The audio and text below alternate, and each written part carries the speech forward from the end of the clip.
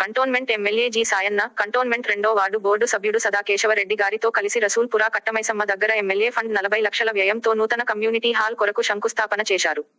ఈ కార్యక్రమానికి cantonment VP Jakkula Maheshwar Reddy, cantonment board సభ్యులు Prabhakar, Nalini Kiran, Pandu Yadav, Shyam Kumar, Boinpally market committee chairman T N. Srinivas హాజరయ్యారు.